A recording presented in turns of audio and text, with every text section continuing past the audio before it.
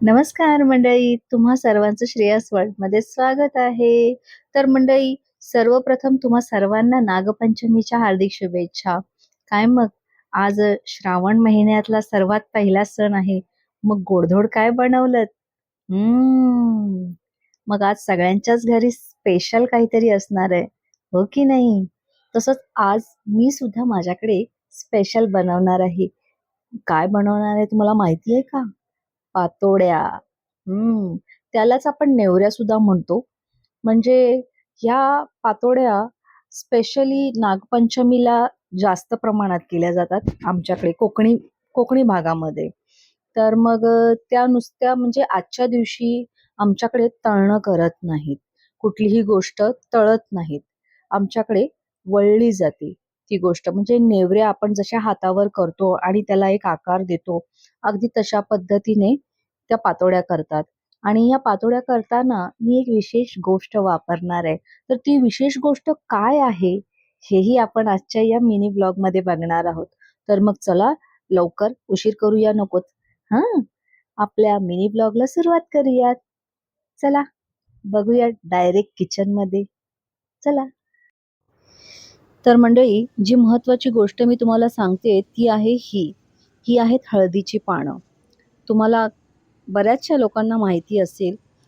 हे बघा, हे आहे हळकुंड, ज्याची आपण हळद करतो आणि त्या हळकुंडालाच मी इथे माझ्या रोपट्यामध्ये टाकलेलं आहे. माझ्या सासूबाईंनी मला हे दिलं होतं. तर त्याचंच हे कोंब आलेलं आहे आणि त्या कोमाला अशी छान पानं आलेली आहेत आणि या पानांचा सुगंध इतका छान असतो ना, की जर तुम्ही भात शिजताना जर तुम्ही भातात जरी टाकली ना, तरी त्या भाताला खूप छान वास येतो. आणि आज मी पातोड्या करताना याच हळदीच्या पानांचा वापर करणार आहे. म्हणजे माझ्या त्या पातोड्यांना खूप छान सुगंध येईल आणि माझ्या पातोड्या अतिशय चविष्ट लागतील.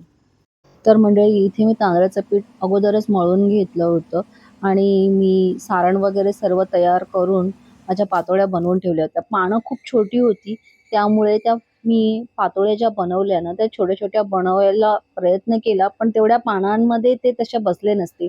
म्हणून त्या पानांना मी चाळणीतच ठेवलं आणि थोडंसं कट करून मध्ये 2 तुकडे करून ते पानांना थोडंसं तेल लावून मी ते तसं केलं आणि थोडंसं मी त्याला दुमडून हे केलंय. कारण की त्या पातोड्या अशा आपण नेवऱ्यासारख्या करत नाहीत. पण इथे मी त्याला तसा आकार दिलाय, कारण तेवढ्या लांब करायला माझ्याकडे तेवढी पानं नव्हती मोठी. पानं माझी खूप छोटी-छोटी आली होती. म्हणून मला हे असं करावं लागलं.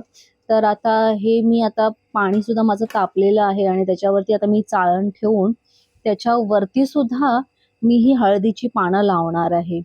हे बघा, तुम्ही बघू शकता. पानं मला छोटी-छोटी असल्यामुळे ती तोडून-तोडूनच मला त्याच्यावरती लावावी लागली.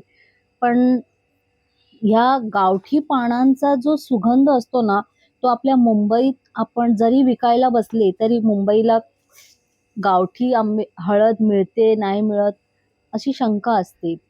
कारण आजकाल तर तुम्हाला माहिती आहे, की हळदीच्या नावाखाली आंबे हळदीची पानं सुद्धा विकतात मार्केटमध्ये. त्यामुळे त्या पानांना इतका वास छान येत नाही. पण ही गावातली हळद असल्यामुळे, घरची हळद असल्यामुळे त्या पानांना खूप छान वास येतो. आणि इथे आता मी झाकून ठेवलेलं आहे. तर आता आपण वाट बघूया. गॅसची फ्लेमसुद्धा मी थोडी वाढवली आहे आणि आता आपण बघूयात. A few moments later. तर आता इथे आपण उघडून बघूयात मंडळी, की आपलं ह्या ज्या ठेवलेल्या नेवऱ्या होत्या त्या शिजत आल्या आहेत की नाही.